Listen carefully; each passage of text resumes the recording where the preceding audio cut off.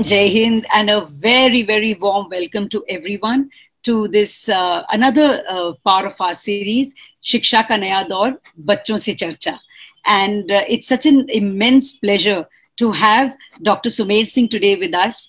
And for me, he's a personal coach and a personal mentor and someone I respect very deeply.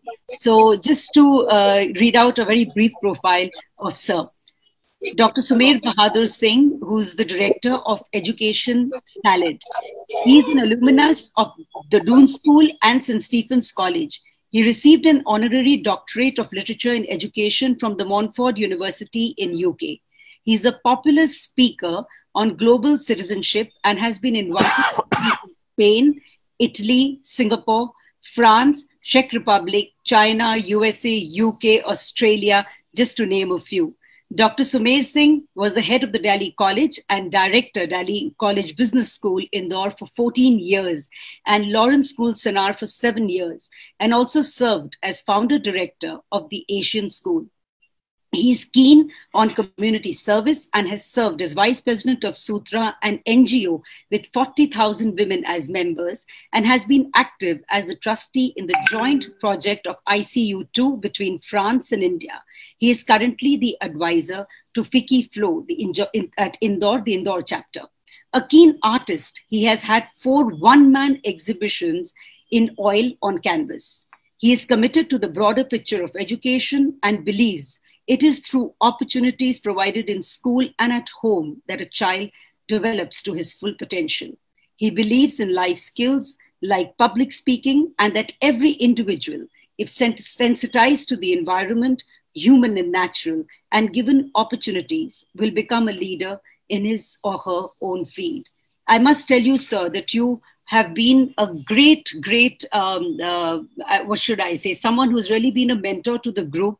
Many years back, about 3-4 years back, when you came to Sunbeam and you were a part of actually the first Protsahan that we had, our prize giving ceremony, you were sitting with our chairman, Mr. Deepak Madhok, and you told us, in fact, you informed him, why do you call your alumni or alumnus, why do you call them Sunbeamians? In fact, you should just call them Sunbeams. And I can't tell you, it was just probably a conversation you had, but it was so powerful that we have actually started calling all of us, including ourselves, Sunbeams, because we feel that it has the power and the radiance of spreading love and great thoughts to the world. Thank you so much for accepting this invitation, and a warm welcome to you, sir. At this juncture, I would like to request our chairman, Mr. Deepak Madhok, to please address you and also to welcome you. Sir, over to you. A very good evening and Jai Hind. And it's always a pleasure to welcome Dr. Sumer Singh. And on the few occasions I've met him, he has left a lasting impression.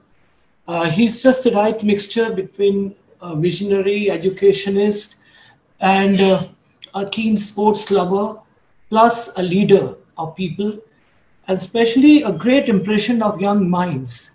I've heard quite a lot about his turn now and how he's now into something which I would love to do and follow his footsteps on that.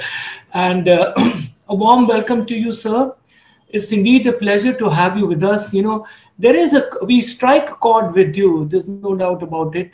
And as Amrita said, that you are indeed a mentor par excellence for all of us. And we follow your footsteps, even though we don't meet you sometimes very frequently. And we would like to take this opportunity to ask you to keep coming back to us on these online platforms whenever you can, to hear your voice, to listen to your thoughts. It's a great privilege to all of us. A warm welcome one more time to Sunbeam. Sunbeam is like your family, your home. To keep coming back to us. One more time, Jai Hind to you and a warm welcome. Thank you very much. Thank you very much for all your kind words, both of you. It's a pleasure to be with you. Thank you, sir. And with that, I'd request Bharti ma'am to please also welcome sir, and then the stage will be all his. Over to you, ma'am. I won't take much of anyone's time. I know everyone wants to listen to Dr. Sumer. Thank you, Dr. Sumer, for sparing time for all of us. Whenever we have met you, we have always, there's something new we have come back with. And I'm sure even today's session, my students will be benefited because the kind of experience you have on every point, on every topic, you have an experience and you can share that with all of us. So we are looking forward to that. Thank you, sir, for sparing your time. Thank you so much. Thank you, Bharti. Thank you. Thank you. Thank you so much, ma'am. So over to you, sir, for you to address us, and after which we'll take some questions from the students. The stage is all yours, sir. Okay, thank you. So I've basically been asked to speak on careers and also on my own career. So I'm going to start with general careers, in the sense that without talking about myself, just a little bit of advice for the students as to how they should look for what they want to do for the rest of their lives. The first thing that is very important to understand is that if you want to be successful in your career, you must have a passion for it. If you don't have a passion for it, however much you work, you will get success, but you will never get to the top. So passion is the first thing. The second thing is that having passion itself is not going to be enough if you don't have the aptitude. So I may have a passion to become a great cricketer, but I don't have the aptitude to be a great cricketer, then I must accept that this is not the line that I can go into. I have to combine these two things. Once I am able to combine these two things, then the third component of my success in my career is hard work. Now, it's very interesting that there's a lot of study being done on how much hard work you need to put in to actually become successful. And what has come out is that you need 10,000 hours of practice before you can actually get to the top. So whether you take Michael Jordan, who got thrown off the basketball court because he wasn't good enough, or you take Mozart, whose earlier compositions no one has bothered to even listen to, or you take someone like the Beatles, who were playing in an unknown Liverpool evening bar and were getting nowhere. And then when the change came, it came after 10,000 hours. The Beatles they moved to Germany. They played regularly 4 or 5 hours a day. And the same happened with Mozart. The same happened with Michael Jordan. The same has happened with so many other people. So the formula is, first of all, passion plus the ability or the aptitude. And the third is hard work. So this is something that you should keep in mind. Now, career selection is not always determined by guidance, which we schools try our best to give you. Because we can guide you, we can take tests to tell you what you are good at, but at the end of the day, the choice has to be yours. And there are lots of pressures that come from friends, from family, from others as to what you should be doing. That is not necessarily what you should be doing.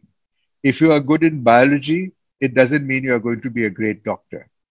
It's not just 1 + 1 = 2. You have to, at times, in fact, stand up to the pressures that are going to come on you and decide that, no, that's not what I want to do.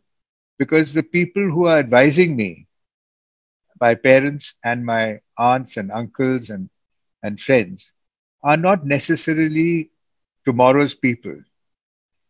They are yesterday's people. And they are able to relate to things that happened in their lifetime. So if there is too much pressure on a young person as to what he should be doing, the result is you become rebellious, you become depressed. And rather than go through that, it's better to decide for yourself what you want to do. Now, in my days, we had very few choices of career. You either went into finance and banking, you became a government civil servant, tried to join the IAS, you joined the army, you became an engineer, or you became a doctor, maybe a lawyer. But these were the kind of limited choices that lay before us. And today, you have absolutely any number of career opportunities. So if you say passion, whatever your passion is, I can assure you there is a career in it. Today, it's an amazing opportunity for youngsters because they can actually do what they enjoy and get paid for it and make money out of it and be happy. So I think that, this is very, very important. It's me. But it is also worth understanding that the career you choose may not exist 9 years from now. Because all the studies have shown that half the careers that exist today are going to disappear within 9 years. These studies were done a year ago. A year has passed. So we have about 9 years left, and you're going to see half the careers that exist today disappear. This means that you have to be adaptable. You have to be prepared that the line you go down, the road that you walk, may suddenly end. And you'll have to take a turn to the left or the right. For this, you need to be adaptable. You need to have the soft skill to be able to overcome any obstacle and go around it. Now, we in schools tend to examine and teach the hard skills, the technical skills, whether it is in language, whether it is in science, whether it is in history, whether it is in whatever. And there has been a study which has been conducted independently of each other, not as a joint study. 3 leading organizations have conducted a study. One is Harvard University, one is Stanford, and one is Carnegie Mellon. And amazingly, all 3 of them concluded their research at about the same time with the same results. And that result is that between 75 and 80% of your success in your career, in life, and even in the admission process to colleges depends on soft skills, not on your hard skills, not on your subject knowledge, not on the marks that you got. It depends on your soft skills. Now, what are soft skills? We can discuss that forever because but basically things like, the ability to be able to adapt, the ability for teamwork, the ability for good communication skills, the ability for politeness, for empathy, and so on and so forth. You can carry on. But basically what I'm saying is that these are not the things that are taught formally. They are taught in good schools like ours, through example, out of the classroom. Various opportunities are given for leadership, and so on and so forth. So we have that advantage, but a lot of people don't.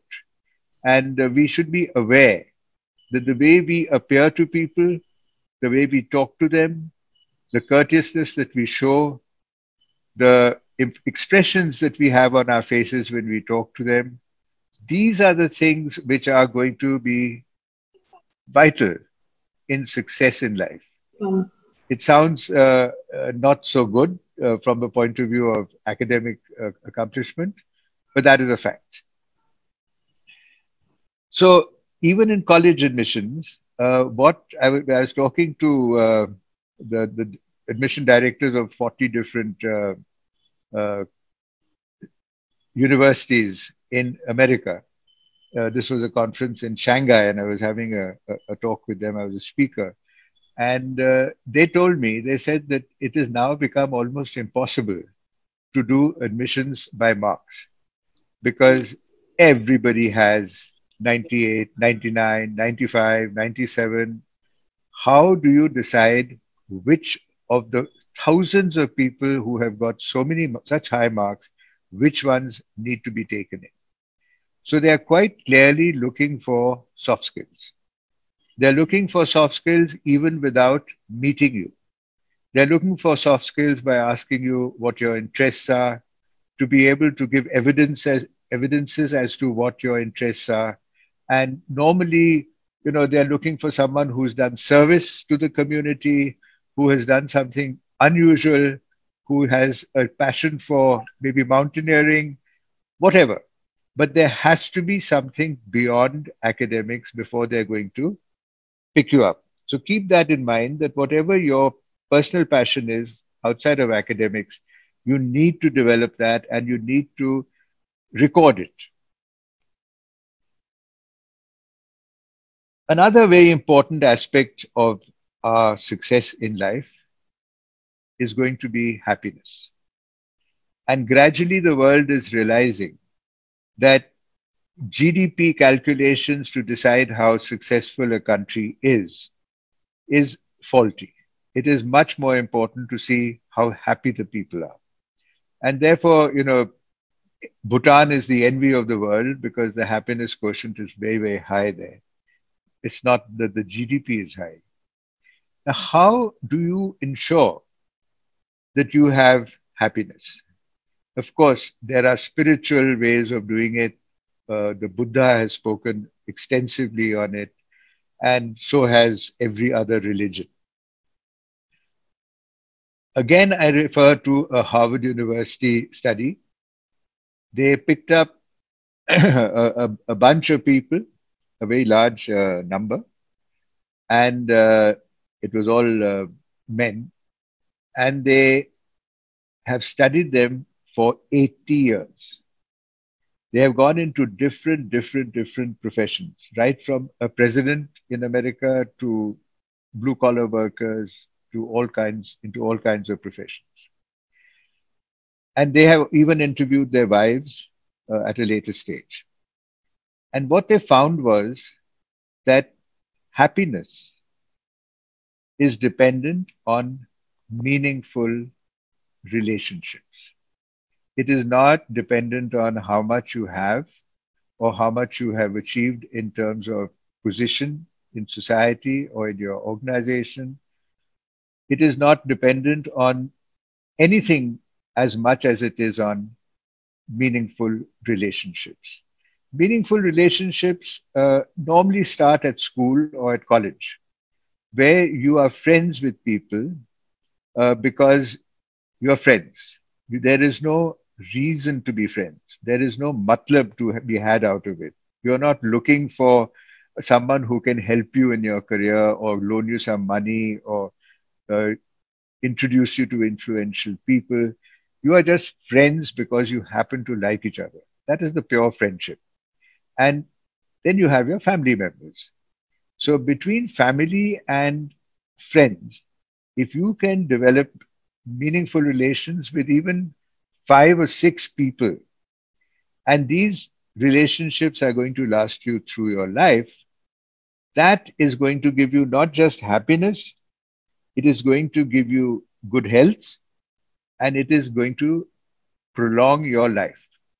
Now, this is an 80-year study, and I think we need to understand that we should choose our careers according to our passion, but that we also would like to be happy, healthy, and live long.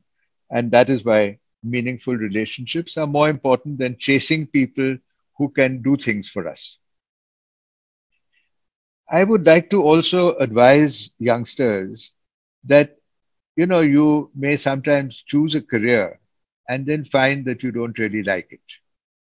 So one of the ways of filtering out what you like, what suits you, and what doesn't, is to do an internship. So internships are something which really can help you understand. Supposing you say, I want to be a fashion designer. Now, if you can intern with a fashion designer for even a month or with a fashion house, At the end of it, you will know, yes, this is what I want to do, or no, I don't think I want to do this.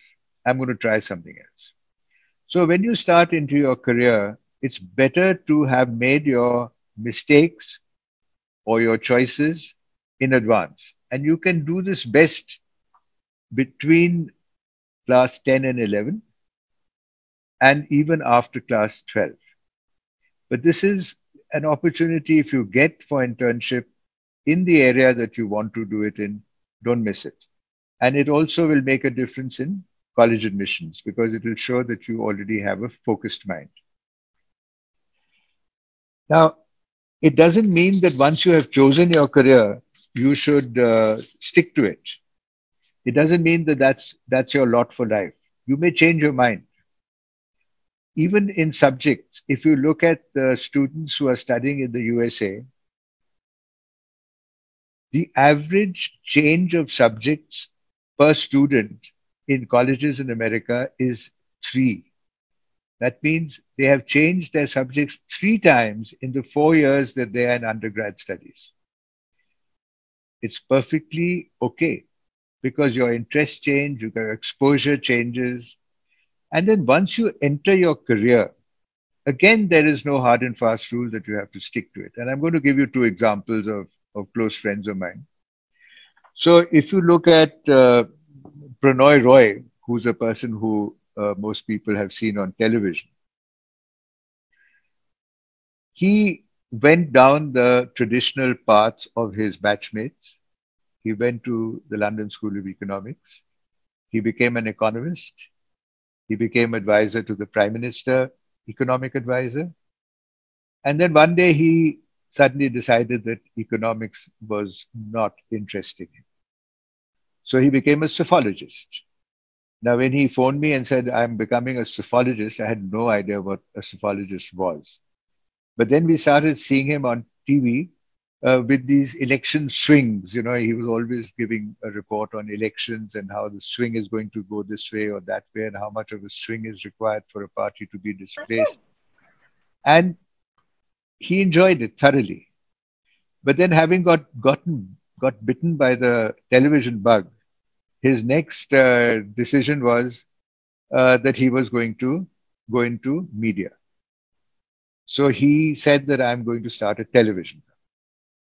And I really did try and persuade him not to because I said, this is not a joke. I mean, it's a lot of money required and you have no concept of whether it will succeed or not.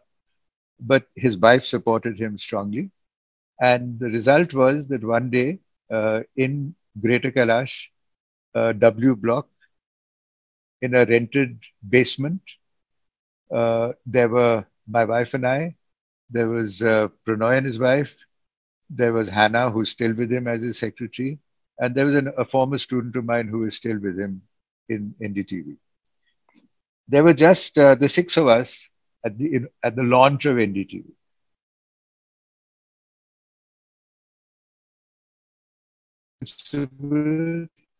And he has stuck it out, and he's happy. Another example I'll give you is that of another friend of mine, a classmate of mine, in fact, somebody called Angad Vora. You will never have heard of him. He was a brilliant student, got a scholarship to England. He then did his master's in mathematics from Oxford. Was considered to be mathematically very, very bright. Everyone expected him to go into something stupendous where we would all hear about him. And when he came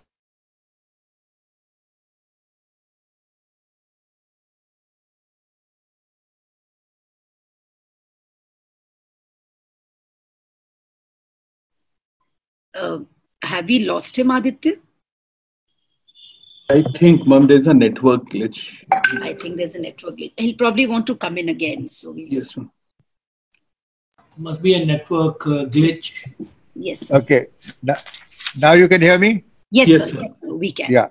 Okay. So Angad Vora, when he came back from Oxford, what did he do? He surprised us all. He decided to become a script writer in Bollywood. And so for a few years, he was writing scripts. He said, I enjoy this. I'm doing this because I enjoy it. to hell with mathematics. Having done that for a few years, he changed his mind and decided he wanted to become a potter, make pots with clay and bake them, ceramics. And he moved to Auroville, and he is today India's most successful potter. A huge overseas export market he has, and even to go to get to see him, to meet him, is a privilege. He's that respected in his field. So the reason why I'm giving you these examples is that you are not always stuck with what you choose. You have to be chasing your passion. And your passion may change because you never knew you had a passion for something else. The next thing that I would like to emphasize for my young friends out there is that in our lives, in all our lives, we get windows of opportunity. There are times when we get a great idea. There are times when something new is happening and people are scared as to how successful those ventures are going to be. There is a window of opportunity which comes to us maybe once, twice, or 3 times in our lifetime. We have to have the guts to jump through that window of opportunity. And a perfect example is someone like Bill Gates. Once the first 2 or 3 people jumped in through that window of opportunity into the IT sector, everybody else tried to catch up, but never was able to. So if you have the advantage of getting an opportunity to jump through that window, don't just reject it as something which is insecure. Think about it seriously. And if it's an idea, an innovative idea, it's always worth looking at it a little more. Now, what is happening is that in the earlier years, people used to travel by ship. Then they started traveling by plane. Now we are connecting all over the world through Zoom and other means. We have smartphones, we have all kinds of smart devices, and we are traveling to be able to go on work. We are traveling for education. We are traveling for tourism. We are traveling for medical reasons, but we are traveling much more than humanity has ever done in the past. It has, of course, got some of the leaders in this world feeling nervous, and they try and close their borders or try and shore up their own cultures and economies by being a little strong in their attitude towards foreigners. But they can't stop it. No one can stop the migration that is taking place for all these reasons that I just mentioned. This means that you are not going to be staying in one place. You are not going to be living in one particular culture. You are not going to be eating the same food every day at your dining table. You are going to be moving around and experiencing new things. Now, if you want to be successful, then you have to understand the culture of other people.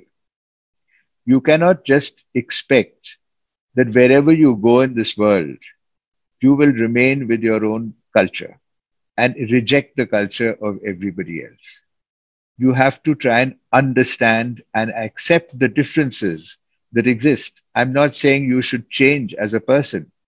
I'm saying you have to respect people who have a different viewpoint, a different way of dressing, a different way of eating, a different, for example, if you look at an Indian meeting, whether it is for dinner or business, and if it is scheduled for 10 o'clock, it's not considered too rude to appear by 10:30. If it's a dinner, you're invited at 8, you may land up by 10, and it's not considered very unusual.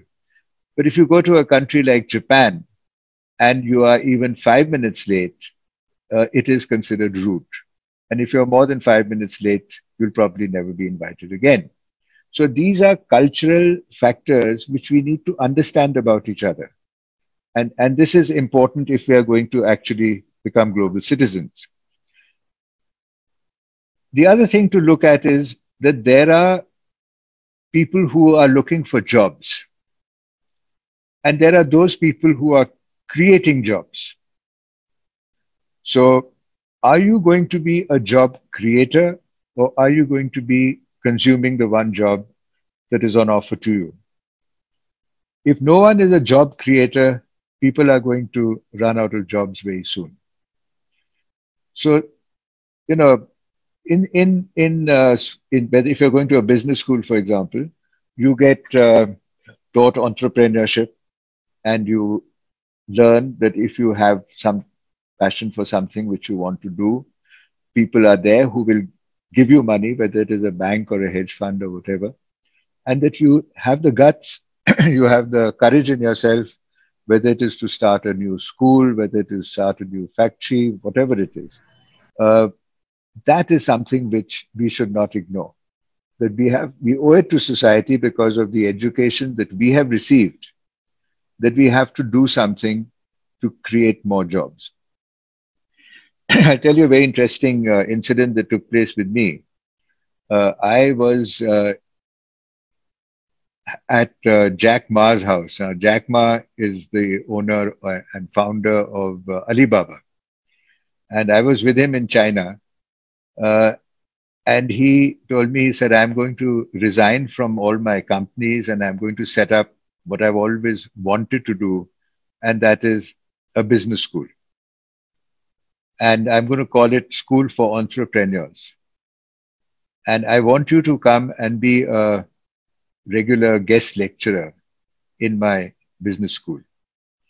So are you willing? I said, yeah, of course I'm willing. He said, now, what will you speak on? So I said, I'll speak on leadership. And he said, oh, no. No one can teach anyone leadership. Either you are born a leader or you're not. You can't teach it. So we ended up discussing this for hours. And finally, he said, no, I'm not convinced. As soon as I left, he called his staff and said, change the name of the school from School for Entrepreneurs to School for Leaders. So it was in a way very satisfying, that he had accepted that all of us can in fact become leaders if we are given the opportunity and the right environment, and we have the soft skills to be able to deal with that, because leadership requires soft skills. Don't live your whole life living somebody else's dream. You have one life. You have to live it. So don't just listen to what someone tells you to do. Think about it. Maybe that person is absolutely right. Maybe that person is meaning the best for you, but may not, in fact, be giving you the best advice. At the end of the day, what you do is for you to think of living your own dream, not somebody else's. So that's the general part of what I had to say. Now I'm going to switch quickly to a little bit about myself, because that's what I was asked to speak about. I hope this is not too boring. I belong to a family which in the old days had a title. We had a lot of land, and it's inheritance going back to the days of Porus. Now, my father did not want to live on the farm. His elder brother did, my Taya. But my father went into corporate sector. He was a director in ITC. He was a director in Britannia. He was a director in Godfrey Phillips. And he was happy doing whatever he chose to do. He sent me to Belém Boys Prep School, then to Doon School, then to Stephens. But when he organized for me my arranged marriage, and he told me, we have decided this is the girl you're going to marry, and you're getting a factory which does not exist in India today in a dowry. So this is your life now. So I said, no, I have had a passion since I was in class 9 to become a teacher, a school teacher. And I will marry the girl whom I choose to marry, not through an arranged marriage. Now, I may have been right, I may have been wrong. This was my thinking. And so my father said, okay, if that's what you want, leave the car keys on the table, leave the checkbook on the table, and go. We don't want to see you again. So I left. I was 23 years old, and I left the house.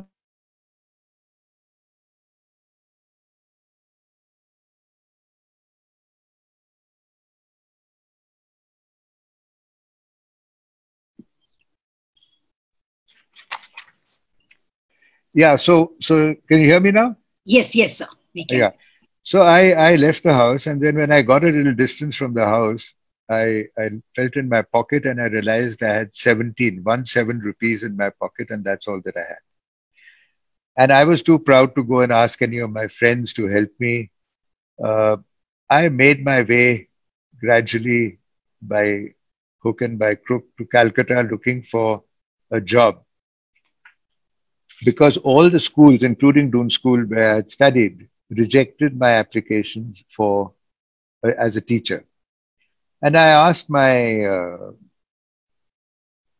former housemaster, who had become the deputy head, that why are you not even calling me for an interview? And he said, because we can't waste our time on people who are going to do this as a short pastime, and then you're going to leave and we're going to have to train somebody else. I said, I'm serious. I want to teach. And he said, no, we don't believe that you're going to become a teacher. So I knew that I had to do something till I found a teaching job. So it took me 4 months. I was in Calcutta. I was working for Duncan's and National Tobacco. In that short period, I was transferred from one company to another. And that was my first educational experience. Not Doon, not St. Stephen's. That was a time when I had no money at all, because it was only after I joined that I realized that you don't get a salary for 12 months, till the end of the month. So I had a whole month to survive without any money. I remember I ate one pav bhaji, not even a bhaji, it was just a pav roti. One pav in the morning and one pav in the evening.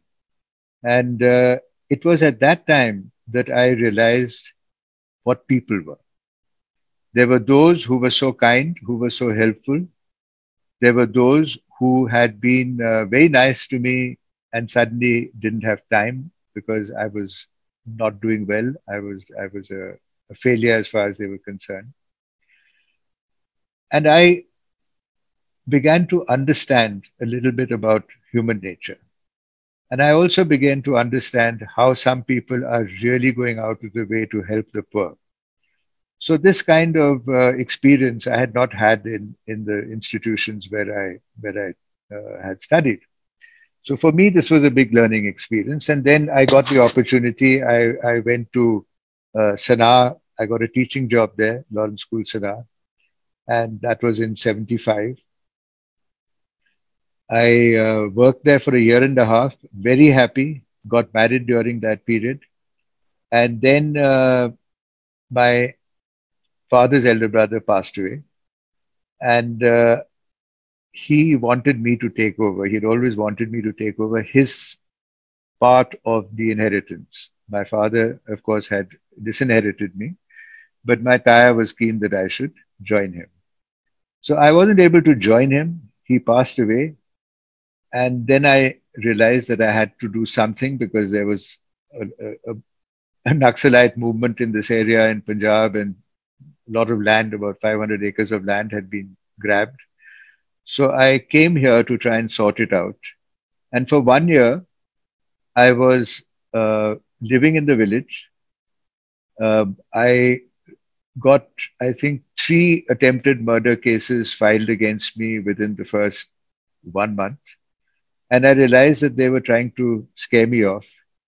And it was quite scary. There were all kinds of things that happened.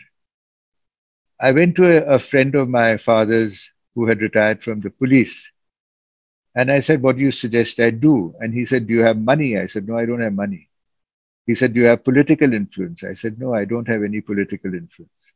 He said, then leave your land and go home. Go back to teaching because you will not be able to survive here in Punjab without either money or political power. But I'm quite a quite a stubborn kind of guy. So I decided to form my own political party. And there was an election for 102 villages. I formed up my party. I had 6 candidates for the 6 seats. And lo and behold, without my knowing Punjabi, we won the 5 seats out of the 6. And I became the chairman. And I did a lot of work in this area. I neglected the land completely. But I did a lot of work for people, getting more money for their produce, getting direct connections with wholesalers in Delhi and so on. And I realized that village life is so different to the life that I've been exposed to. And that was my second learning experience. So I value these 2 learning experiences very much.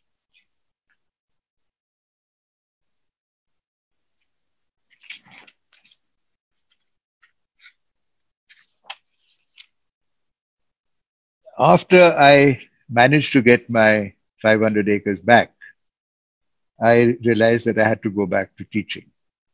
If I had stayed on, yes, I would have made money. I would have been politically important because I got offered by Sanjay Gandhi, the president of the Youth Congress for Punjab. Mrs. Indira Gandhi called me to Delhi and offered me education minister.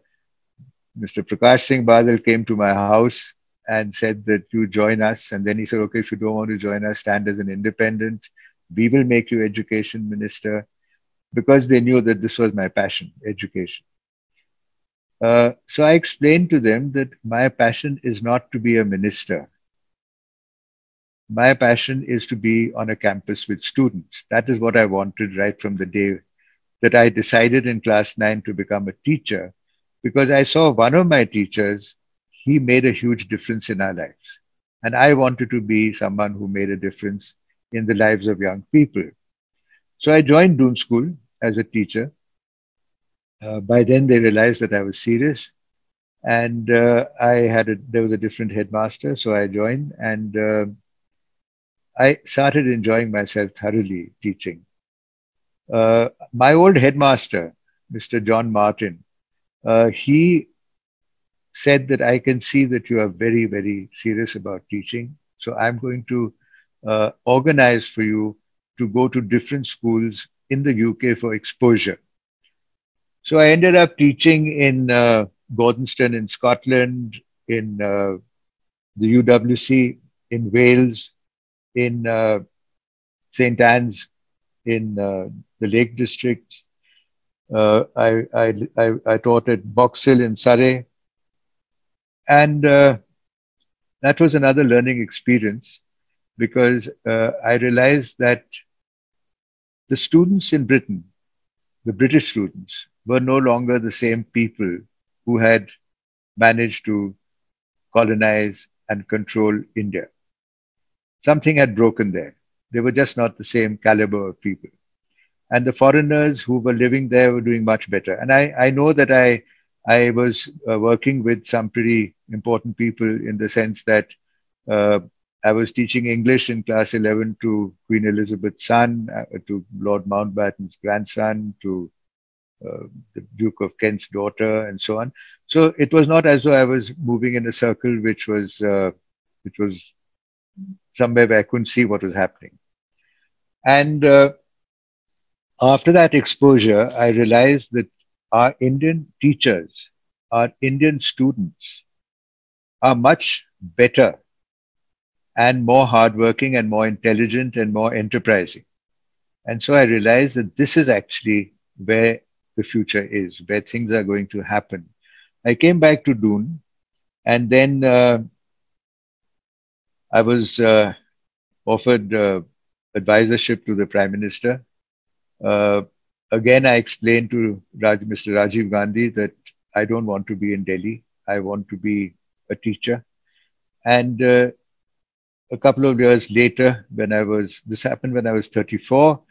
At 36, I moved as headmaster, head of the Lawrence School, Sanaa, which of course is the oldest co-educational residential school in the world. It was a great honor, and I served there for 7 years.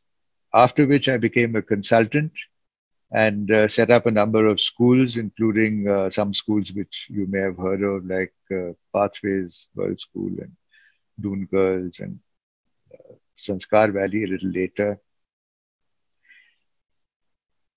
I started living in Gurgaon because I could travel from there.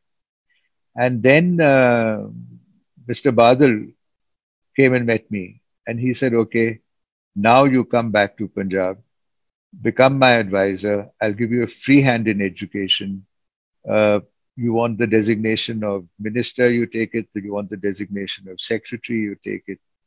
So I said, okay, I'll work for you for 3 years, but I will not report to anyone except you.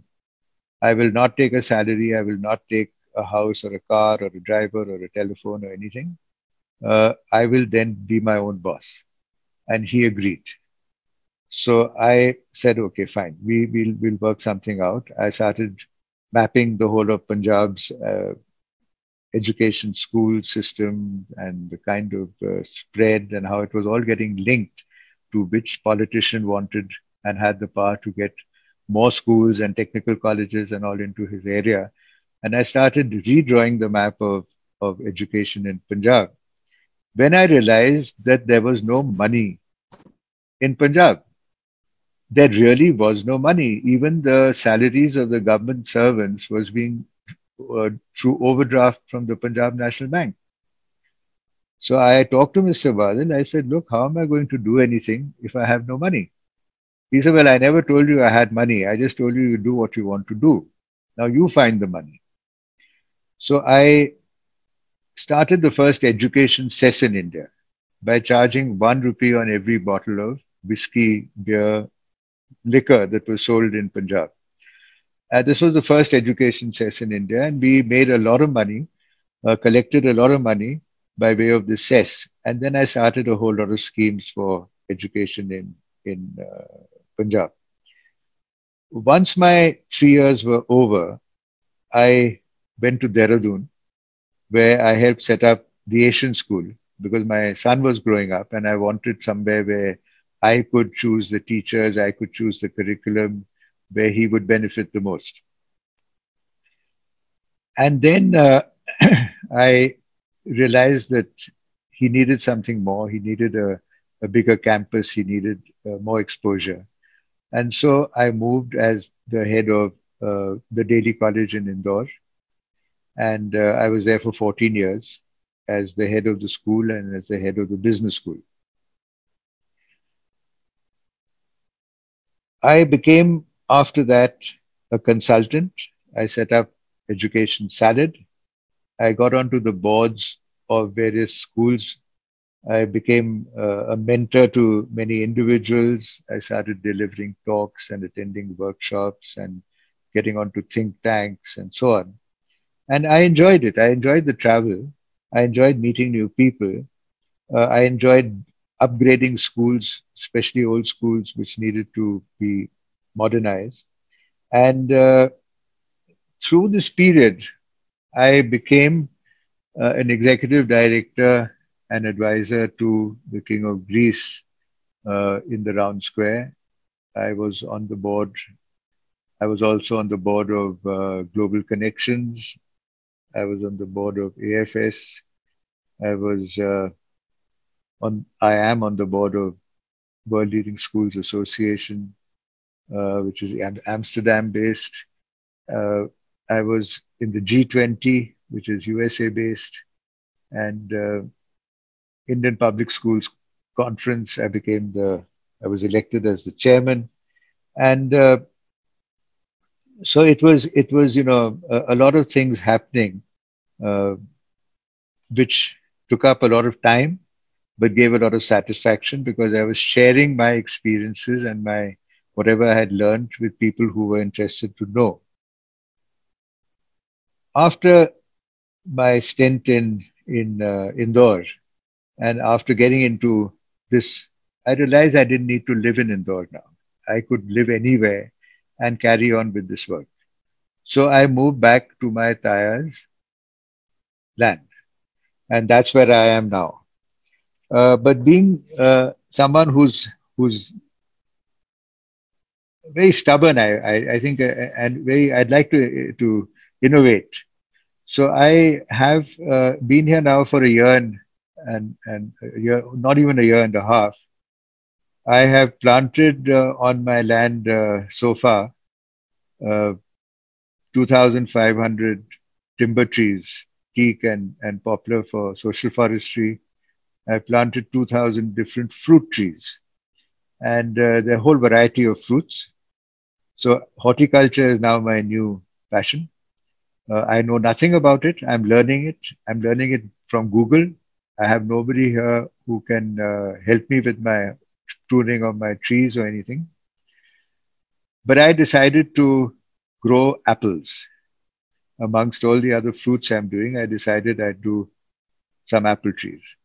So my old students got very upset because they are in Himachal and Punjab, big farmers and horticulturists. And they said, sir, you can't grow apples in Punjab. It's 1,000 feet high. You need 3,000 feet height. You need 1,200 hours of chill. You have only 200 hours of chill. They worked very hard to convince me. They brought in experts from Himachal to tell me not to experiment at this age. And it made me more and more stubborn. So instead of planting 10 trees, I planted 400 trees. And it was amazing because it's a 3-year cycle before they start giving fruit. Then after 4 months of my planting the apple trees, I started getting small apples. Not very small, but it was thrilling. And I was able to hand out these apples to all my friends who had doubted the ability of apples to grow. And I am now looking at 2 things in this area. One is to provide a lot of games. So we are making a stadium so that students move from drugs, which is very common in this area, to being conscious of their health and playing sport. And the second is to make this area of the Kandi district into an apple belt. I don't know whether I'll succeed or not, but I'm certainly going to try. I'm in the middle of my 6th book. 5 have been published. And my greatest joy in life is that my old students keep in touch with me. That is the biggest reward a teacher can have. I have, out of my 5,000 Facebook friends, 4,000 are old students of mine. And I think I couldn't have had a better career, a better life, a happier time. Thank you very much for listening to me. Thank you. Thank you so much, sir. You say it's stubbornness. I would say it's resilience and just going on, which I think it's great, something for all the children to learn. And so before the children raise their hands to ask a question, which I would request the children and even any of the teachers, career counselors who are here, anyone who would like to raise their hands and ask a question, please do so on the bar. So I just wanted to ask this question again. It comes from careers again. You spoke about chase your passion. What usually we see, especially in India, is let's have stability and let's not change because, you just want to be there where you are because you feel so good about what you're doing. So would you like to just add a little bit about the aspect of taking some risks vis-a-vis just being where you are and looking for stability? No, if you want to stay in your comfort zone, you can do that, but then don't expect to be hugely successful. You'll be contented, but you're not going to be hugely successful. Now, I know not everyone is as ambitious as I am to succeed and get to some particular position that I've looked at. But I think it's important for people to decide what they want. I had a colleague in Doon whose wife insisted he has to become a head of school. And he used to tell me, don't get me the job. I don't want to be head of school. I'm not ambitious like you. I want to be happy. I'm quite happy being a housemaster. Eventually, the poor guy had to become a headmaster. But it depends on the person. If you're a laid back guy and you're in your comfort zone, fine.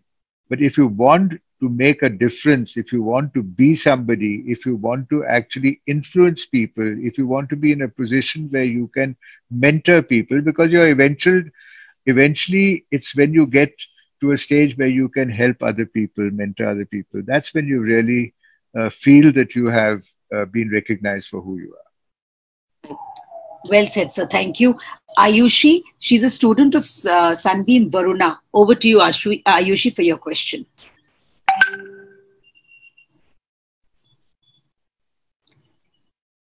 Just unmute yourself, Ayushi. I think you're still, okay, we can't hear you. So while you adjust your mic, can I go over to Sudiksha? Sudiksha is from Sunbeam Bhagwanpur. Please ask your question, Sudiksha. Ayushi, you check your mic in the meanwhile. Thank you, ma'am. Good evening and Jai Hind, sir. I am Sudiksha Pandey. And my question to you is, sir, I wish to make my career as an educator like you. Could you suggest me a career path for the same?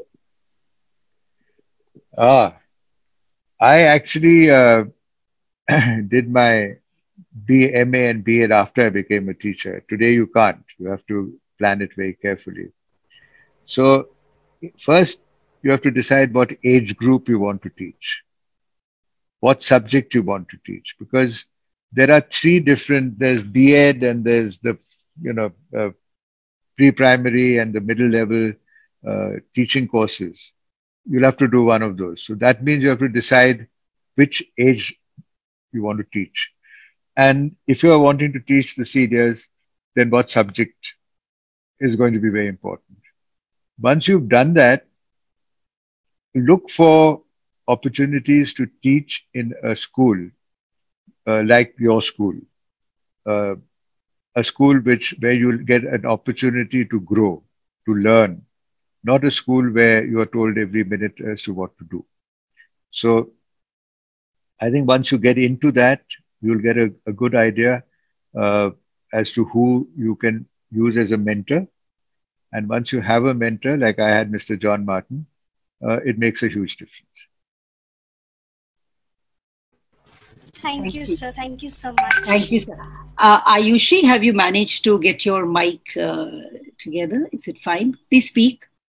Good evening, sir and ma'am. Am I audible? Yes, definitely. Very, very clear. Jai Hind, sir.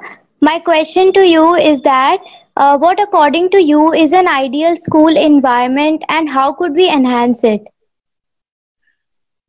Well, I think your senior team of educators has a very clear idea of what they want to do, and they have the right ideas. Basically, to give each individual student space to grow into their potential and to give them the opportunities to do so. So opportunities through co-curricular activities, through games, through positions of responsibility, and not by beating them, but by giving them the dignity that every individual deserves to grow without being scared.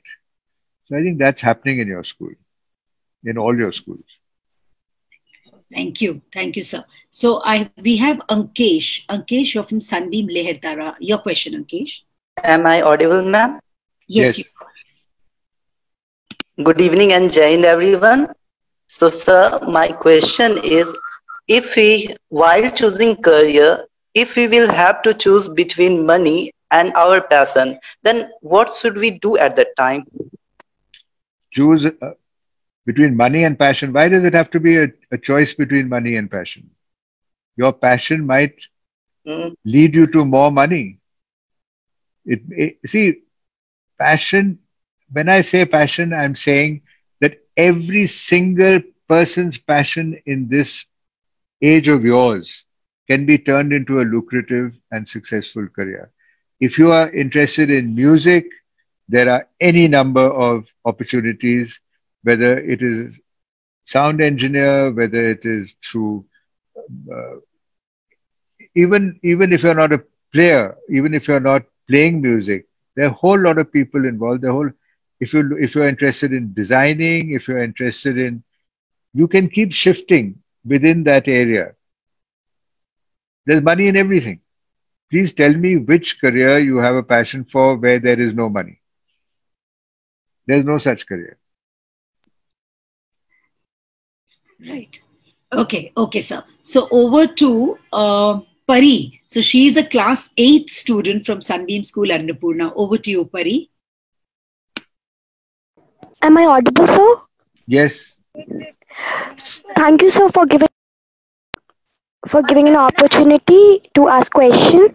So, sir, my question to you is, what are the career options for those students who want to pursue physics in higher classes? Either you want to become an engineer, you want to become a physicist, you want to become a professor, or you can go in for so many other related areas where physics is required. Even something like agriculture, which I'm into now, horticulture. I have a great need to understand physics. I have a great need to understand biology. I have a great need to understand chemistry. And I didn't do any of these subjects. And I have to keep looking at experts. There are experts from the physics field in various other fields. And of course, it depends on whether you're interested in designing or you're interested in engineering. I think you'll have, which you're in class 8. Yeah, I think you'll start deciding this a little later. But there are lots of opportunities. So we have, thank you. So we have a few of our career counselors. I'd like to ask our teacher, Gufran sir. Gufran sir, if you could ask your question, please. Good evening and Jai Hind to all. Am I audible? Yes. Yeah, sir, my question is on competition. Like in today's world, our youth is facing a lot of competition and this is creating a lot of pressure on them. Do you think this is leading them towards sort of a depression? So how to cope up with this? Your ideas on it? Yeah, I don't know whether your director is going to be happy with my answer, but we create the competition. We in schools and at home, we adults create the competition. We have to make sure that they cooperate, that corporate learning is given more importance than competition. I'll give you a few examples. In India, if a child is bad in mathematics, weak in mathematics, and when his report goes home, his maths teacher says he's very weak in mathematics, he needs to work much harder, and if he makes an effort, he will do better. It's the most ridiculous report card that you can ever read because it doesn't say anything at all. And then if you look at the report of the housemaster or the tutor and the head, it reflects, again, it talks about his poor performance in mathematics. Now, if you take the same child with the same marks into a school in England, they will not mention mathematics at all. They will say he has a flair for history. He has a flair for English. So the thing is a positive response rather than a negative response. The other thing is that we started ranking children. First in class, second in class, third in class. This is causing the competition. Why do we have to rank children? The child should be competing against himself. He should be satisfied that he is improving. He doesn't have to be told that I'm at the bottom of the class. We have done a study. I did a study for the Ahmedabad Institute of Management. And we found that the most successful people, we took 30 batches of Doon School. Their result-wise, we divided them into 3 in each batch. The toppers, the middle, and the bottom.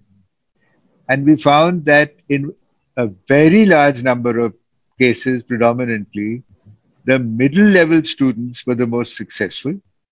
And in many cases, they were employing the top level students. So who is successful in school is not necessarily successful outside. There are many other factors which come into the picture. But competition, we are creating it. The children are not creating it. Thank you. So true, sir. Aklima Ali from Sun City. Over to you. Good evening and Jahan, sir. Good evening. So my question is that, sir, suppose, sir, if any of the person fails to achieve his aim, do that depicts lack of hard work, dedication on his or her part? So also, what according to you is the parameter of success? No, each individual is going to decide his own level of success, his own level of satisfaction. And there is no such thing as failing to reach that successful rate. If it's because you haven't worked hard enough. As I said earlier, there are three aspects. There's passion, there is ability, and there is hard work. So you have to have all three, that combination of all three, even if you're talking about something like geography. There has to be an interest in geography. There has to be the ability to draw a map properly, to be able to see what the teacher is trying to tell you, and there has to be hard work. So there's no such thing as failure or success. It's only degrees of success. Thank you, sir. So we also have another career counselor of ours. He's from Sun City. Abhinav, over to you, sir. Jain ma'am and sir, am I audible? Yes. Thank you. Okay. Sir, earlier there was a term called midlife crisis. Right now I was reading an article about mid-career crisis right now. This word coming because entrepreneurs or a passionate person who is shifting from one career to another career, looking for more lucrative and passionate job in future, there is a mid-career crisis. What is the term? Is somebody who is passionate and looking for successful life? That is the term which is, this is the term which is like, coming every now and then for the entrepreneurs. So any take on it from your side? No, a mid-work crisis is not necessarily only for entrepreneurs. It is mainly for people who have reached a very high position in their organizations at a young age. See, by the time people are in their 30s, they have become vice presidents of multinationals. By the time they get to their mid-40s, they have peaked because they started too early in the game, and they peak at some point. They get bored, so they want to change their job. And I can't tell you how many people now are looking to get away from the cities and come to the countryside, because there is much more peace and satisfaction, especially during the pandemic, of course. But that is a mid-work crisis situation where you suddenly have reached, you peaked, and you don't see where you're going to go from there. You don't want to just switch companies because you're not going to go into a more junior position.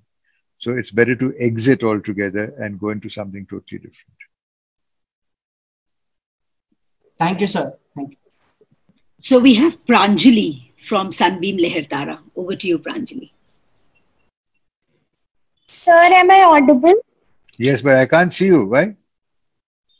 Pranjali, you have to put your video on if it's possible for you, dear. Okay, no. Okay, carry on. Yes. Actually, there is a network issue. No problem. No problem. Sir, my question is that, we as the students of class 12 look forward to pursue higher studies in abroad.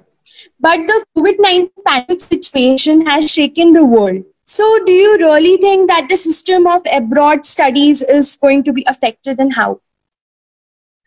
Well, more and more universities abroad are looking at giving their students a 1-year break. Students are wanting the break. They're wanting to break away for this 1 year of uncertainty and then rejoin after that. Also, there are more and more universities abroad which are offering online graduation programs. You don't have to actually join physically. And they're good colleges also, good universities.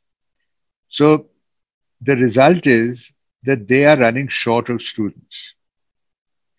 And whereas the President of the United States has said that anyone who's doing online classes needn't stay in America and should go back and their visas will be cancelled, I don't think that's actually going to happen. MIT and Harvard have already taken the case to court, saying that it's not just the fees that people have spent their money on. They have, taken a room, they have planned, they don't have the money for so much travel and various other things. So I think this is going to be it's not just a straightforward matter of a matter which is so straightforward that people are going to come back because the president has decided. Of course, if he persists, that will have to happen, but I don't think that's going to happen. But in a different sense, what's happening in countries overseas is they're running short of students.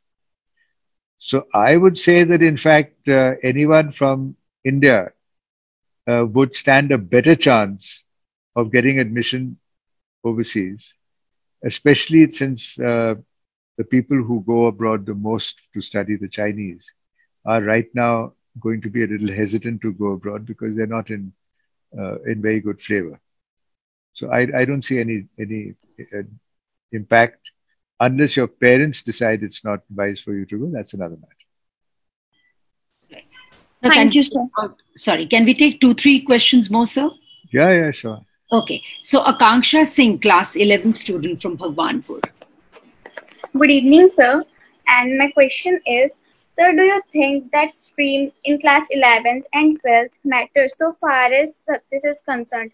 Because you seem to have traveled so many areas like from arts to literature to business to science. What was the question? The beginning, the first word I missed.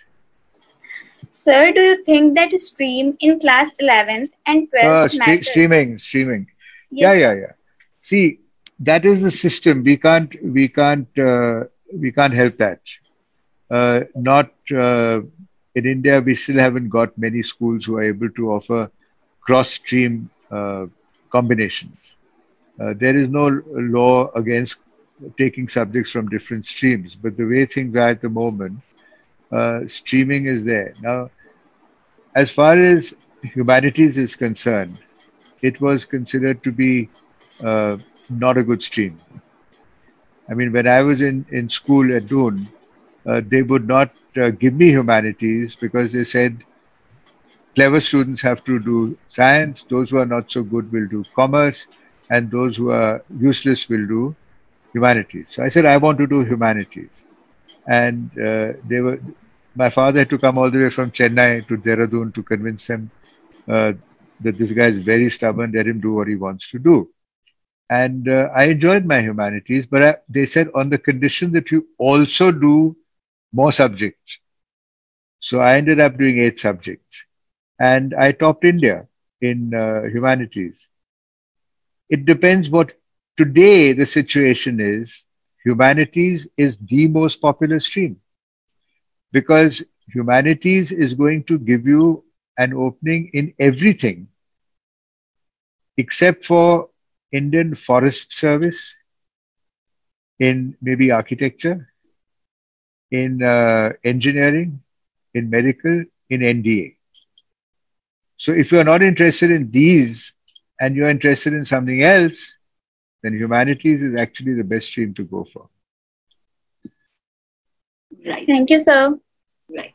So over to you, Dr. Sujata Sarkar. Your question, please. Good evening and Jai Hind, everyone. Jai Hind, sir. Good My question is that, sir, just you have explained about your agricultural life, which has really influenced me. What is your thought on career in agricultural? In this growing human race, where no lands are available, as well as you have suggested that your own experience, no money, no political connections. So can you please little explain about this, because it's a very nice field which you have explained. No, don't get confused with no money and no political thing. That was because we had 1,200 acres of land, so people were going to try and grab it, right? So that if you are just going into agriculture, horticulture, or floriculture now, you don't need that much land because you can, for example, you can make the new Israeli methods of farming and horticulture. You can get at least 3 lakhs an acre. So if you have 5 acres, you got 15 lakhs. That's good enough. If you've got 2 acres, you'll get.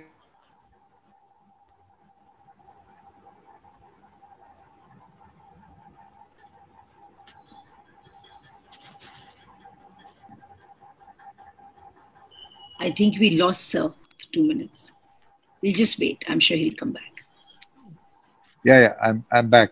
Yes. I don't know what happens. Yeah. So yes. So yeah. I think as far as agriculture, horticulture, these are definitely careers of the future. Definitely. There is, people are wanting to eat safe, fresh food. They're wanting organically produced food. They're willing to pay for well-packaged, clean stuff. So you don't need a whole lot of land for that.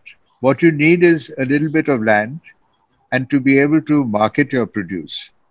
And I think that's not a big take for someone who's educated. Thank you, sir.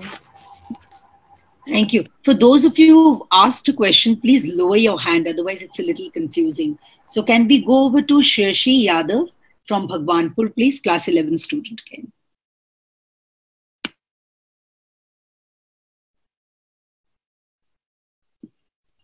Shirshi, are you there? Okay. While Shirshi is trying to probably come on, we have Tushant. Yes, Tushant. I'm here. Okay, Shirshi, over to you, beta. Good evening and Jai Hind, sir. Good evening. My name is Shreshi. So, sir, I wanted to know, can you please guide me about the scope of astrobiology in India? I know nothing about astrobiology. But there are a lot of things that I don't know. So, it's like when my friend became a visual anthropologist way back in 1966. I was wondering what the hell a visual anthropologist is. So if there's something which sounds as interesting and impressive as what you just mentioned, I'm sure it must be good. Okay. I don't know. So we'll take the last 2 questions. So Tushant, we'll take your question, after which Neha, I'll particularly take your question since you're a career counselor also, man. So Tushant, over to you. Tushant Wadhwani. Thank you so much, sir and ma'am, for letting me ask the question. Sir, I think of running a cafe or a restaurant chain as my career, but my parents are against this because they think of me taking a more stable job with more stable earning and security. So how to, convince them, or how much are they correct in this?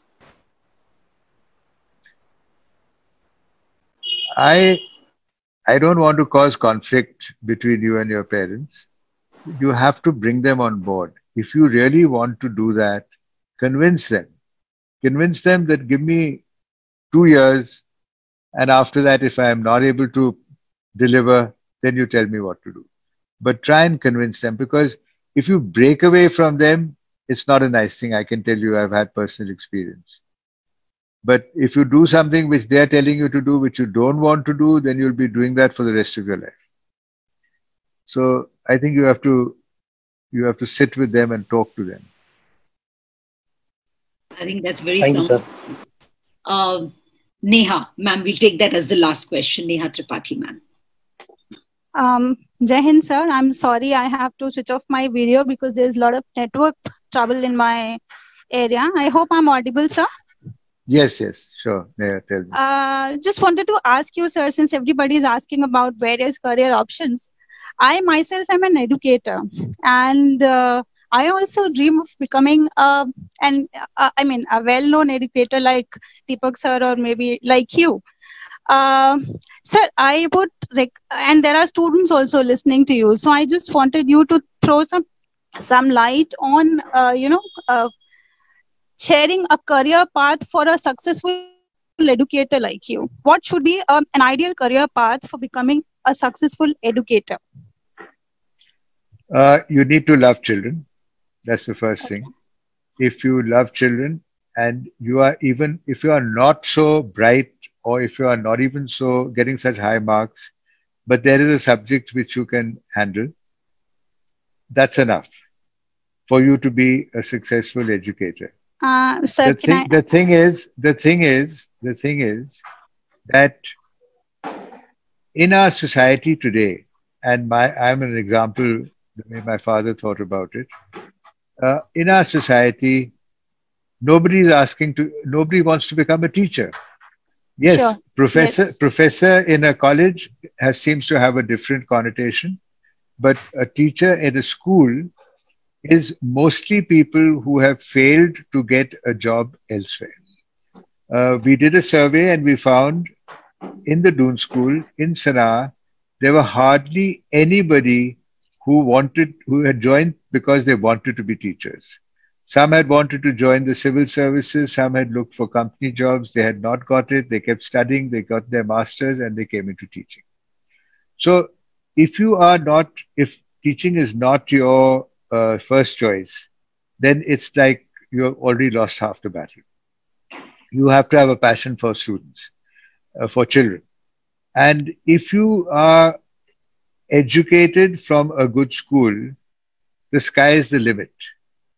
Because how did I become, a head of a school at 36, such a big school like Lawrence School, Sanaa?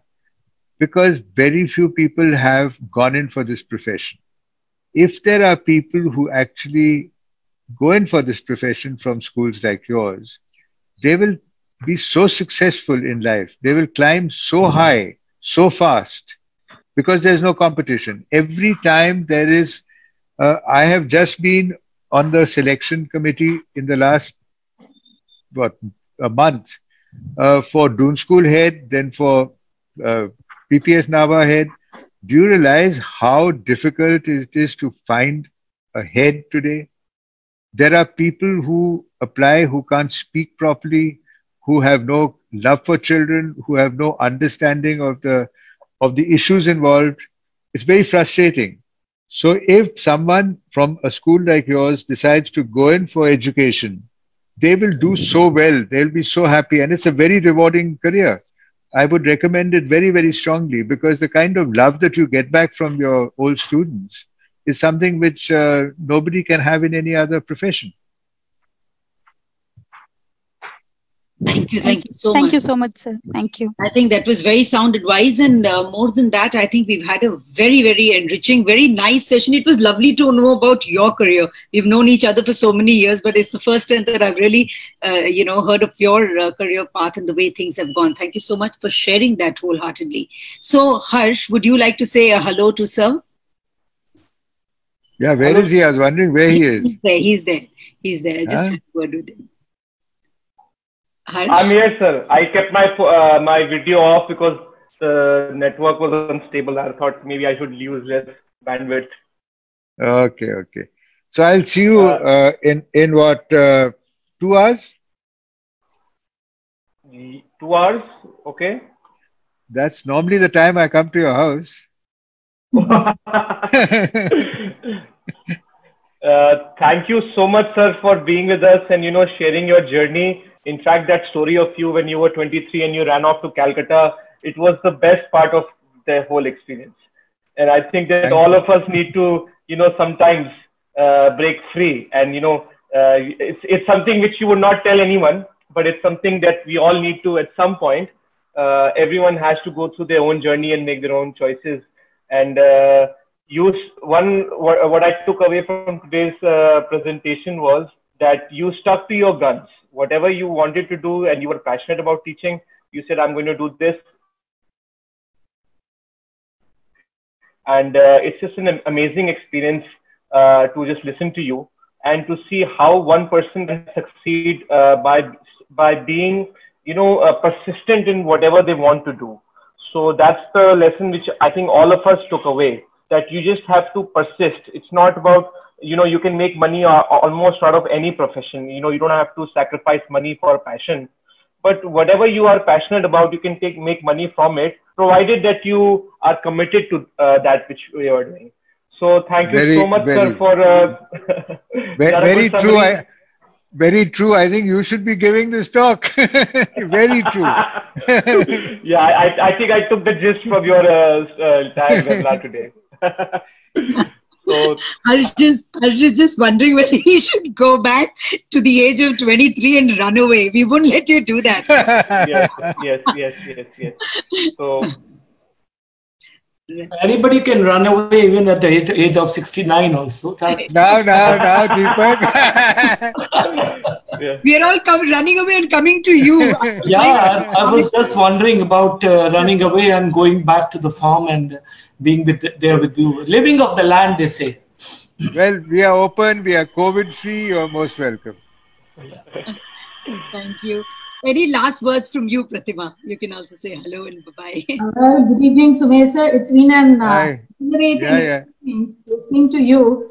And I was just thinking to myself, has been one of its own kind of webinar/talk, where at the end of it, people are not talking about staying put firmly, but about running away. So I don't know. It's inspiration, all right, and it's impact. All right.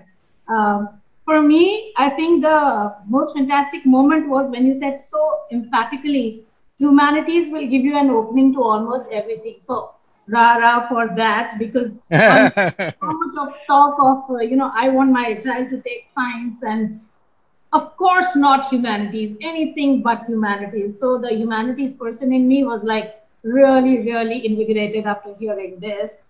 And I am also a little bit worried that I hope my teachers don't get too inspired and, talk about mid-career passion. Come to me tomorrow that we want to chase our dreams. But then you have ignited so many dreams today. For so many of our students, you have told them that subjects can be changed, careers can be changed, and it doesn't matter at what age and stage in life you are. If you have the passion, the dream can be yours. Thank you so much. That's a wonderful spark to ignite so many listeners who have been rapt and attentive throughout the session. Thank you so much. Thank you, Pratima. Thank you. Thank you so much, sir. It's been very inspirational for everyone and even personally for me. And I really wish we could do even half of what you really achieved in your life. I think if you can just walk on your footsteps, it'll be something that we would really achieve. Thank you so much, sir, once again for being a part of it. Thank you, Amrita. Thank you. Thank you all. Thank you and all the best.